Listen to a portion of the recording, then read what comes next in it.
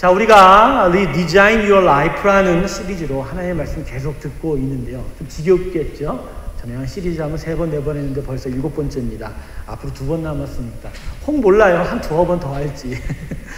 자, 우리가 지금 무슨 이야기를 나누고 있죠? 우리의 구원의 완성을 위해서 하나님께서 우리에게 어떠한 은혜를 주고 계시며 그 은혜에 대하여 우리가 어떻게 반응함을 통해서 그 구원의 은혜가 우리 안에서 완성되어져 가는가에 대해서 우리가 순서대로 그 기초부터 지금 살펴보고 있습니다. 자, 오늘 말씀은 우리 안에 들어오신 하나님의 은혜를 우리가 영접할 때, 받아들일 때 그 은혜대로 삶에 있어서 구체적으로 우리가 어떻게 살아야 되는지에 대한 믿음의 삶의 행동 양식, 그 2번째 시간이 됩니다.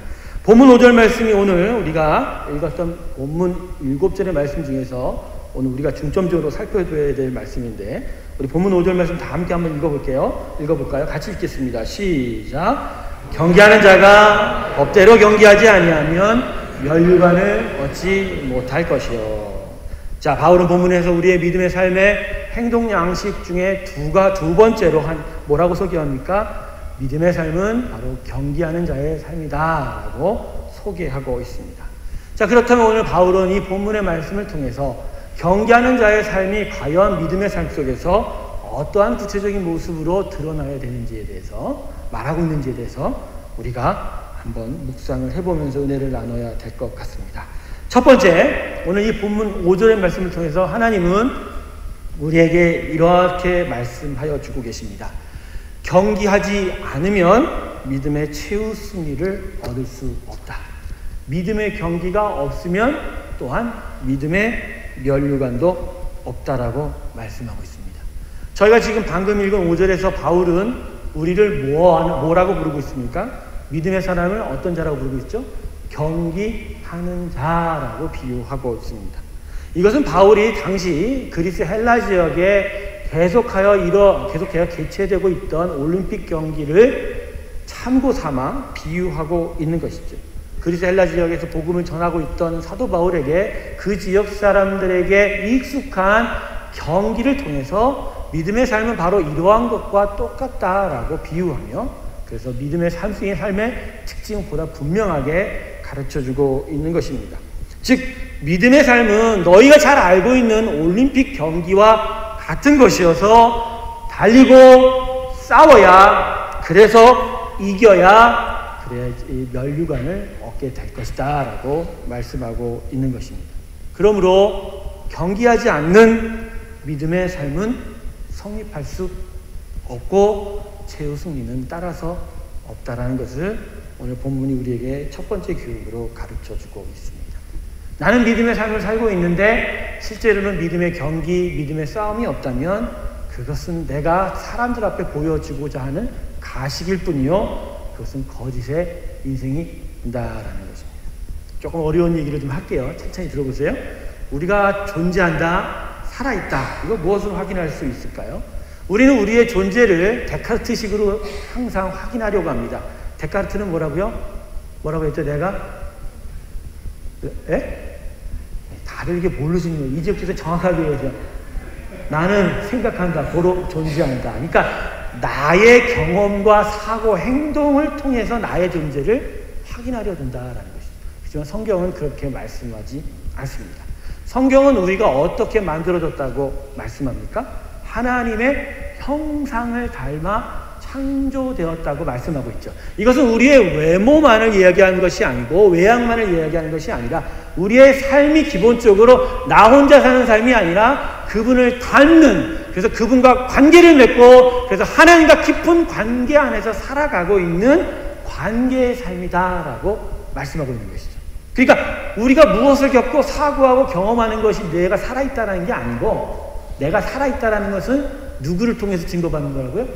하나님을 통해서 증거받는 거예요. 그분이 계시냐, 그분과 함께 내가 이야기하고 있느냐, 그분과 내가 관계를 맺고 있느냐, 그분과 내가 지금 동행하고 있느냐, 그게 내가 살아있는 증거가 된다는 거예요. 할렐루야. 나는 계속 할 거야. 아멘, 계속 할 거야. 여러분 아멘이셔야 돼요. 이게 여러분이 하나님과 관계가 있을 때, 그때서야 비로소 진짜로 살아있는 사람으로 존재하는 한다라는 것이죠. 그래서 그분이 우리를 축복하시고 그 축복에 대하여 우리가 항상 감사하고 예배하고 그분을 섬겨가는 그 상호작용, 관계의 그 상호작용이 사실은 내가 진정으로 이 땅에 살아있다라는 증거가 된다라는 것입니다. 내가 창조된다로의 섭리로 살아가는 그 본질이 바로 그런 것이다 라는 것입니다. 그런데 우리가 죄로 인하여 타락하여 땅으로 추락하게 됐죠. 그러고 나서는 우리의 삶 속에 하나님과의 관계가 사라지게 되었습니다. 그러고 나서 인간의 모든 악한들이 거기서부터 출발이 된 것이죠. 죽은 존재인데 육은 살아있으니, 영은 죽었는데 육은 살아있으니 육을 다스릴 머리가 없다 보니 육의 욕심대로 다 행할 수밖에 없는 일이 나타나게 된 거죠.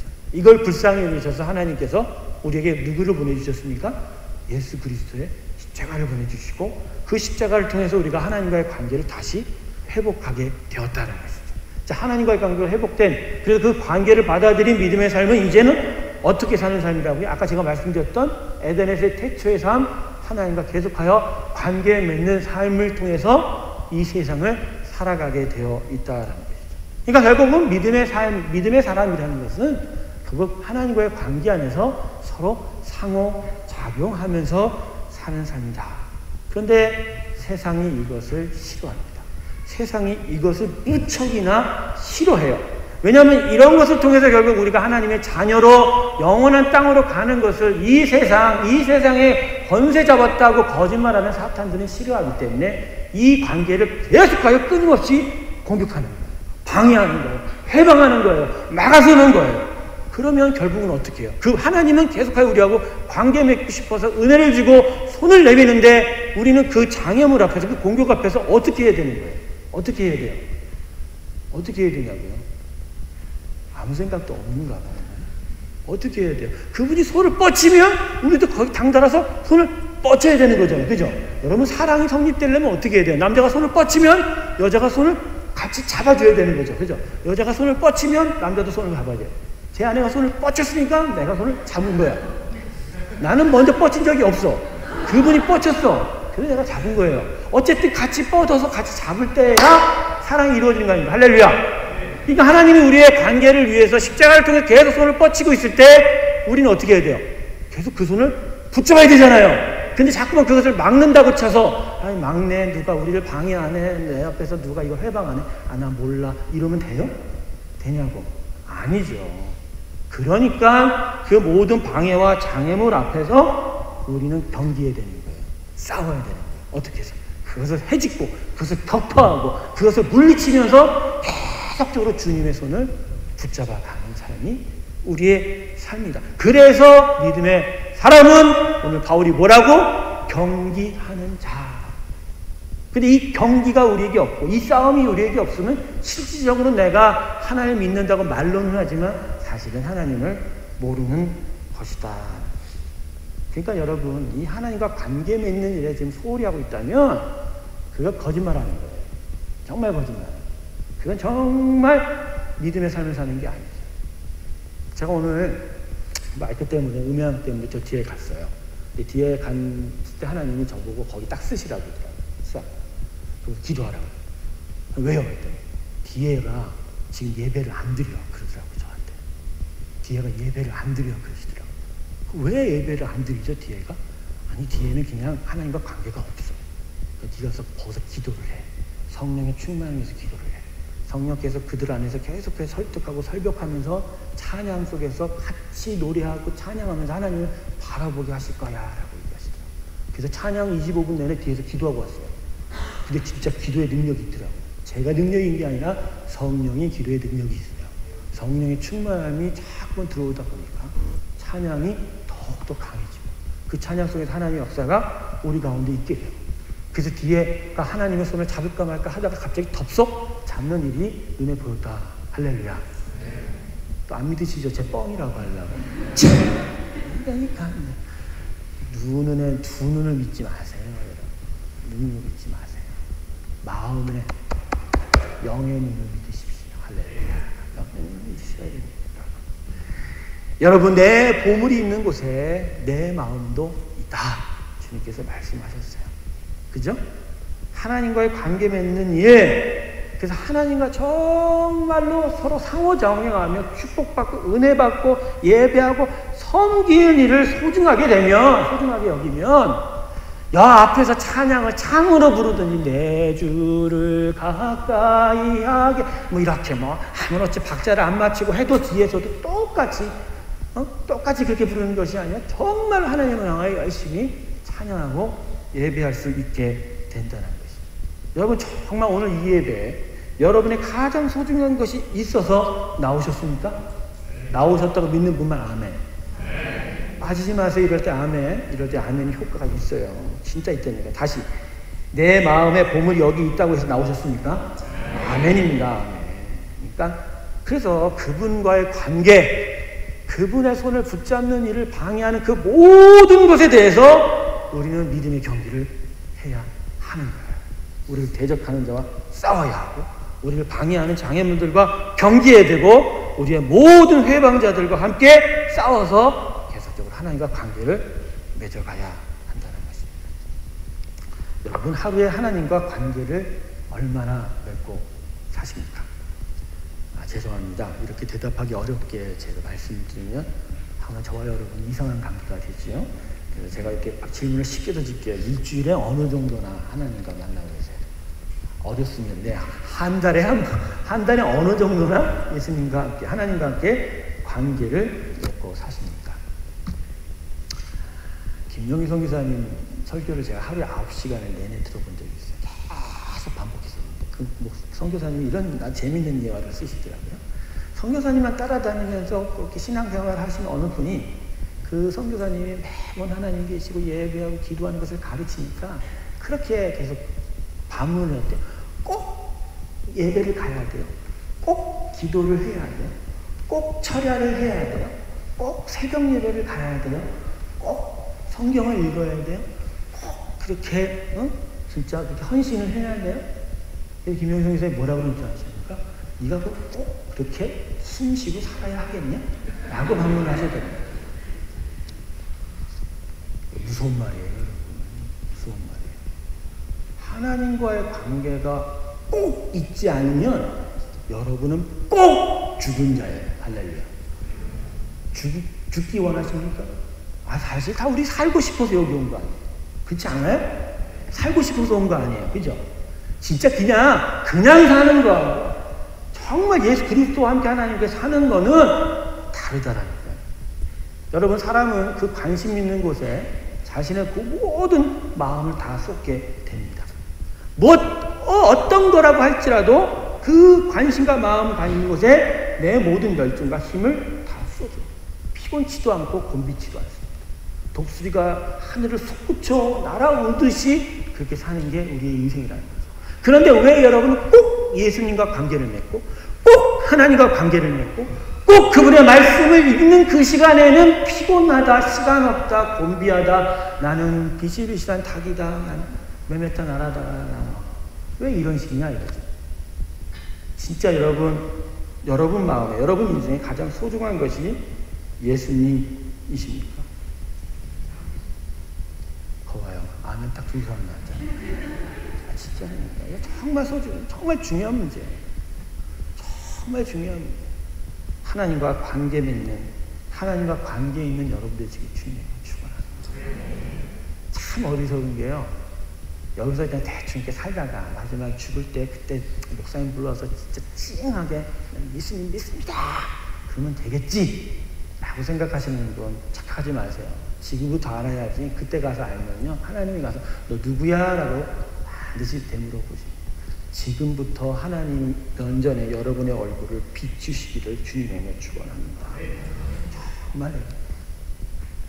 정말 하나님과 관계 있는 삶. 그래서 그분과 관계 있기 위해서 우리의 삶 속에 그분을 만나기 위해서 정말 몸부림을 치는 그런 경기, 경주, 달리기, 영적 싸움이 우리 가운데 있어야 합니다.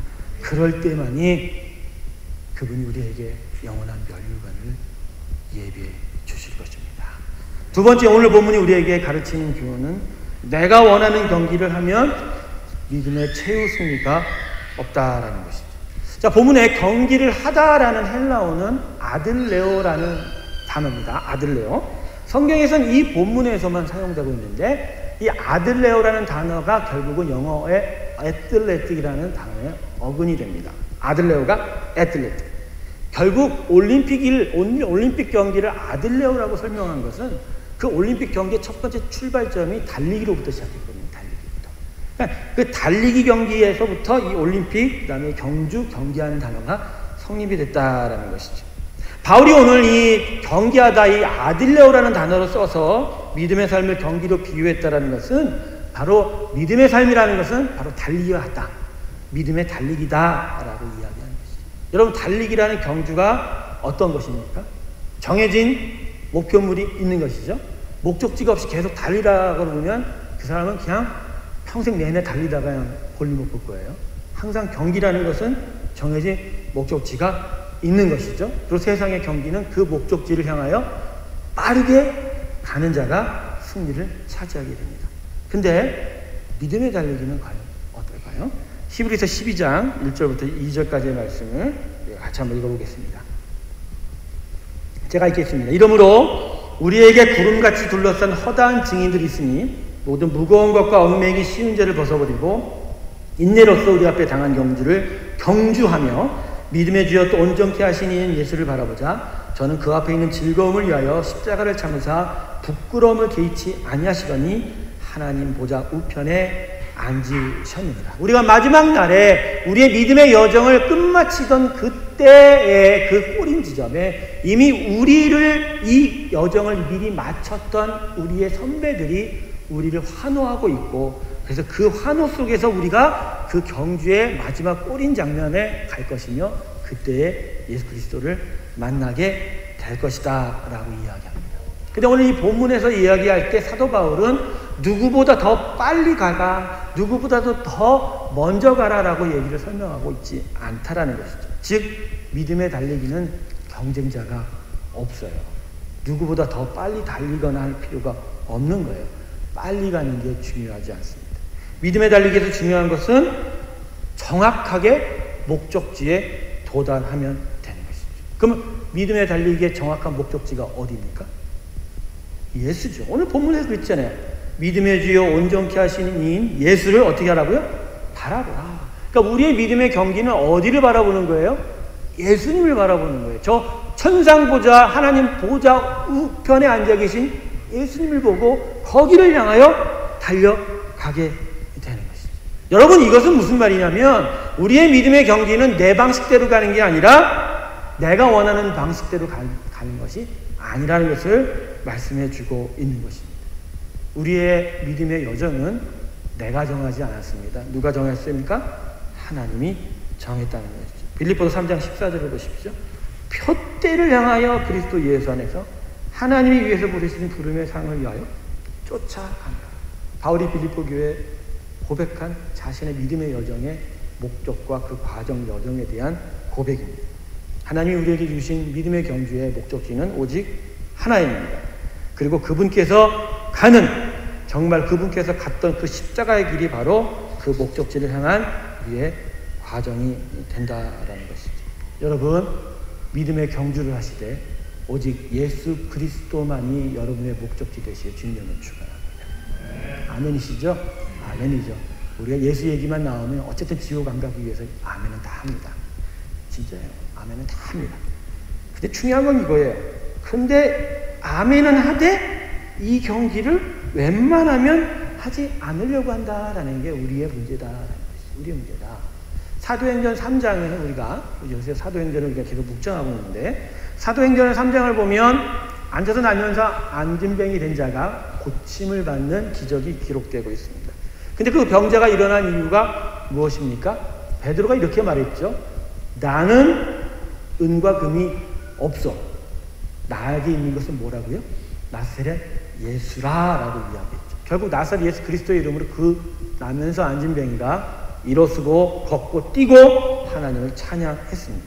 베드로가 일으키지 않았습니다. 무엇이 일으켰죠? 예수를 믿는 믿음과 그 주님만을 주인으로 섬기는 교회의 고백 속에서 베드로를 통해서 그 믿음이 나면서 안진병이 된 자를 일으켜 세웠다라는 것입니다. 결국 믿음으로 모인 세상, 믿음으로 바라보는 세상 속에서 우리가 무엇보다도 우리의 삶 속에서 찾아야 될 것은 금이에요? 은이에요? 예수님이에요. 예수님이죠. 그런데 교회에 와서 은과 금을 찾는단 말이에요. 교회는 은과 금이 없습니다. 오늘 2013년 오늘 며칠이죠? 6월 24일으로 하나님의 이름으로 선포합니다. 교회는 은과 금이 없습니다. 아멘 안 하네? 오늘 중요한 선언, 623 선언이에요. 교회에는 은과 금이 없습니다. 교회는 예수 그리스도를 통한 평강을 줄 것이고 하나님 나라의 영원한 면류관을 줍니다. 오늘 623 선언을 꼭 교회 소사에 기록해 주시기를 부탁드립니다. 교회는 은과 금을 먼저 주지 않습니다. 예수 그리스도를 통한 구원을 줘요. 그리고 그 구원의 삶 속에서 살다 보면 하나님이 족한 은혜를 줄 때 그때 때때마다 은과 금이 주어지기도 합니다. 때때로 쪽박도 차게 됩니다. 그게 믿음의 삶이에요. 그러나 은과 금이든 쪽박이든 간에 우리의 삶은 절대 변함이 없다는 것이죠. 왜? 그분이 우리의 모든 것을 책임지고 계시기 때문인 것이죠. 근데 교회에 와서 은과 금을 찾아요. 그것은 우리가 우리 삶의 믿음의 경주의 목적지가 어디라고 얘기하는 거죠? 예수님이 아니고 은과 금이라는 거예요. 은과 금을 통한 풍요와 안정이 우리 삶의 목적지라고 얘기하는 거죠. 그러면 우리는 어디로 가요? 믿음의 길로 가는 거예요? 딴 길로 가는 거예요? 딴 길로 가죠. 그렇게 되면 영원한 생명의 면류관이 우리 앞에 있지 않는다는 것이죠. 한국에 교단과 교파를 초월하고 종교마저도 초월하여 온 국민이 함께 기도하는 날이 있습니다. 어떤 날입니까? 11월이 되면 찾아오는 대입 수능 시험. 엄청납니다. 온 국민이 떼거지로 보여. 절이든 교회든 모스크든 다 모여 기도합니다. 심지어 대학교 앞에 그 교문 앞에 떡 갖다 붙이고 수의 아저씨들이 경비 아저씨들이 그걸 밤새 띄어내느라고 얼마나 힘들다고 그러는데 거기다가 떡 갖다 붙이고 역 갖다 붙이고 에라 붙어라 거기다가 붙여갖고 페이프를 팡팡팡팡. 여러분 이게 무슨 회개한 날입니까? 아이들이 시험을 잘 봐야 되겠죠? 그러나 그 시험을 잘 보는 것 먼저 그 전에 뭐부터 해야 되죠? 공부를 잘해야 되죠. 열심히 준비를 잘해야 되지 않습니까? 그리고 기도를 하더라도 이 아이의 지혜와 건강을 위해서 계속해서 하나님께 부탁하는 기도를 해야지. 틀린 것도 맞게 해주시고 통밥으로 찍은 건 모두가 다 맞게 하여 주시옵시고 이런 무당 푸닥거리가 어디냐라는 거지. 그게 우리 수준이에요. 그게 우리 수준이라고. 우리가 교회 안에서 신앙생활하면서 바라보는 목적지가 지금 그것밖에 안 되는 거예요. 안 되는 거예요. 여러분 우리 아이들을 제대로 길러야 될 줄로 믿습니다. 그러려면 그들에게 먼저 뭐 줘야 된다고요? 금을 줘야 돼요? 은을 줘야 돼요? 예수를 줘야 되죠. 우리 아이들 예수 만나게 해줘야 돼요. 우리 아이들 정말 예수 만나게 해줘야 돼요. 정말 예수님이 얼마나 중요한지를 만나게 하고 그 만남을 통해서 그가 정말 인생의 새로운 목적지를 알고 새로운 목표를 얻고 그래서 정말 이전과는 다른 정말 활기찬 삶으로 살아갈 수 있도록 그들을 우리를 가르쳐야 된다라는 것입니다. 근데 우리가 그것을 가르치려면 우리부터가 먼저 그렇게 살아야 되는 거예요. 그죠? 여러분 그러한 귀한 삶이 여러분 가운데 있기를 주님의 이름으로 축원합니다. 623 선언 기억하세요. 교회는 은과 금이 없습니다. 오직 나사렛 예수 그리스도의 능력만이 있습니다. 마지막으로 세 번째입니다. 세 번째 주시는 교훈은 믿음의 달리기는 주어진 법대로 해야 믿음의 최후 승리를 얻는다라는 것이죠. 본문에서 법대로 경기하다의 그 법대로라는 헬라어는 노미노스라는 단어인데요. 이 노미노스라는 단어를 좀 제가 유심히 살펴봤어요. 이게 도대체 뭐냐? 법대로. 그게 아니고요. 어떤 존재에 당연하게 부과되는 형태와 자격을 말한다는 것이죠. 좀 쉽게 얘기하면 그에 맞는 방식으로, 그에 합당한 방식으로, 내가 군사면 군사에 맞는 방식으로, 내가 시민이면 시민에 맞는 방식으로, 내가 종이면 종에 맞는 방식으로 이것을 설명하는 단어가 노미노스라는 단어라는 것입니다. 결국 바울이 이 단어를 사용한 것은 고대 올림픽 경기의 독특한 경기 규칙을 염두에 두고 말한 것입니다. 여러분 현대 올림픽은 남녀 모두가 다 참석할 수 있지만 고대 올림픽은 여자가 참석할 수 없었습니다. 왜요? 왜요? 아주 쉬워요. 발가벗었으니까. 남자가 발가벗었기 때문에 여자는 들어가면 안 돼요. 볼 수도 없었어요. 그래서 남자들은 모든 것을 다 벗고 경기를 해야 돼요. 심지어 심판까지도 옷을 다 벗어내야 돼요. 근데 이유가 뭘까요? 왜 네이키드, 홀라당 옷을 다 벗고 경기했을까요? 그건 그 어떤 외부의 힘도 필요 없이 오직 자신의 육체로만 정정당당하게 경기를 한다는 그런 취지에서 남성들에게 옷을 벗고 경기를 하도록 요구했고, 그것이 고대 올림픽의 독특한 경기 방식이었다라는 것이죠. 이게 바로 오늘 사도 바울이 이야기하는 노미노스다라는 것이죠. 법대로 경기하다라는 것은 결국 뭐냐면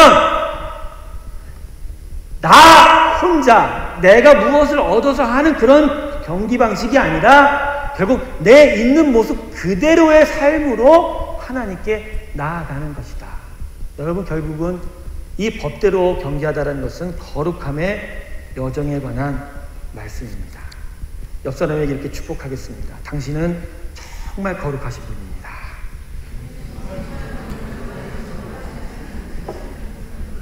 이상하지요?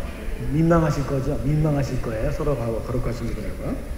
히브리서 12장 14절 말씀 볼게요. 모든 사람으로 더불어 화평함과 거룩함을 쫓으라. 이것 없이는 아무도 주를 보지 못하니라. 자막을 한번 보세요. 십자가 예수님의 희생으로 우리에게 죄책이 없어짐으로 말미암아 우리가 하나님과 다시 화평케 되었어요. 이제 관계를 맺었다라는 거죠. 근데 실상은 아직 100% 거룩한 것이 아니기 때문에 이미 관계는 열렸으나 거룩함은 완전해지지 않았다는 것이죠. 그렇기 때문에 오늘 12절 이 본문에서 거룩함을 쫓으라 라고 이야기하는 것이죠. 그래서 그렇게 거룩함을 이룰 때야 우리는 마지막 날에 하나님을 볼 수가 있다라는 그런 말씀입니다. 여러분, 그런데 우리가 거룩함을 쫓는다라는 게 우리 수준에서 가능합니까? 못하죠. 우리는 죽었다 깨어나도 거룩해질 수가 없는 존재입니다. 아까 서로가 거룩한 존재라고 했을 때 서로 민망한 것처럼 우리는 서로가 다 알지 않습니까? 거룩하지 못하다라는 것을. 그러나 하나님께서 우리에게 불쌍히 여기셔서 우리에게 이것을 가능케 하는 힘을 하늘로부터 부어주셨습니다. 사도행전 4장 11절 자막 보십시다. 이 예수는 너희 건축자들의 버린 돌로서 진모퉁이의 머릿돌이 되었나니. 이거는 이제 바리새인들을 규탄하는 질책하는 말씀이기도 하지만 결국 세상은 버려진 돌이나 가치 없다고 여겨지는 것이나 믿음의 사람들에게는 오직 예수만이 우리 인생의 기초와 반석이 되고 결국 그 안에서 그분의 거룩함에 내가 동참함으로 말미암아 영원한 거룩한 집 천상을 내가 얻을 수 있게 된다는 그런 말씀입니다. 그러니까 우리에게 있어서 하나님의 거룩함을 쫓아 그분의 얼굴을 봐야 되는 데 있어서 우리는 거룩할 수 없는데 주님만이 거룩합니다. 우리에겐 정말 예수님이 소중합니까? 안 소중합니까? 소중하죠. 그분만큼 소중한 게 없는 거예요. 그분만큼 소중한 게 없는 거예요. 그분만큼 귀한 게 없다라는 거예요. 여러분, 이게 법대로 경기하는 것입니다. 내가 올인해야 될 그 올인 데스티네이션, 그 목적지에서 하나님 나한테 점검하시는 것은 뭐라고요? 거룩함이라고요. 당신에게 합당한 의로운 자인가를 검토한다니까요. 근데 내가 아무리 달리고 예수님을 바라보고 달려도 내가 예수 그리스도의 거룩함을 덧입지 않고서는 그 꼬린지님에 들어가도 그분이 인정하지 않는다니까요. 그러니까 우리가 법대로 경계하는 방식은 오직 뭐라고? 예수 그리스도의 거룩함에 동참하는 거예요. 그러니 우리는 예수 그리스도를 계속하여 붙잡아야 되는 거죠. 그분의 십자가를 계속하여 붙잡아야 되는 거죠. 그분의 십자가를 계속하여 내가 나의 소유로 삼아야 되는 것이죠. 그렇지 아니하면 내가 구원을 얻지 못한다라는 거예요. 거룩하시길 주님을 축원합니다. 이 말은 여러분의 행위로 거룩할 수 없다라는 것을 인정하고 하나님, 특별히 그분의 아들 예수 그리스도를 끝까지 붙드는 그 거룩의 덧입음을 지켜내라는 것입니다. 할렐루야. 살다 보면 욕 나오죠. 살다 보면 화나죠. 살다 보면 상도 뒤집죠. 저 보지 마세요. 몇 번 뒤집었지만. 근데 그거 갖고 하나님 앞에 못 가죠. 그런데도 갈 수 있어요. 어떻게? 그런 순간 아버지 나는 못하는데, 내 성질이 들어서 못하는데 아버지는 하실 수 있어요. 나에게 아들을 주셨잖아요. 그 귀한 아들을 내가 다시 한번 고백합니다. 내 그분을 다시 붙잡습니다. 내가 그분을 정말로 사랑합니다. 그분만이 나의 모든 관심과 나의 위로입니다. 이렇게 하면서 날마다 그분을 붙잡고 날마다 십자가에서 죽고 날마다 십자가를 부르며 울고 날마다 그분을 계속하여 귀하게 여기며 가면서 그렇게 법대로 경기하다 보면 비록 우리는 약하고 연약하지만 그 최후 그 마지막 관문 앞에서 하나님은 우리에게 잘하였도다 나의 착한 종아 말씀하신 거다. 왜? 뭐 때문에? 예수를 끝까지 붙들었다라는 것이. 사랑하는 성도 여러분, 우리가 믿음의 경기에서 결국 끝까지 그 목적지를 향하여 갈 때 우리에게 요구되는 것은 결국 거룩한 예수 그리스도를 붙드는 일입니다. 그리고 그 예수 그리스도를 끝까지 그분과 함께 관계 맺는 일이고요. 그래서 그 안에서 정말로 믿음의 경기를 포기하지 않고 끊임없이 끝까지 그 경기를 이루어내는 것. 그게 바로 오늘 우리에게 사도 바울을 통해서 하나님이 우리의 믿음의 삶이 바로 경기 선수와 같다, 경기하는 자와 같다라고 말씀하신 교훈 그 모든 것이 됩니다. 말씀 마칠게요. 사랑하는 성도 여러분, 정말로 힘차게 믿음의 경주를 더욱더 가열차게 걸어가시길, 그 경주를 해내시길 주님으로 축원합니다. 그리고 똑바른 목적지를 가지세요.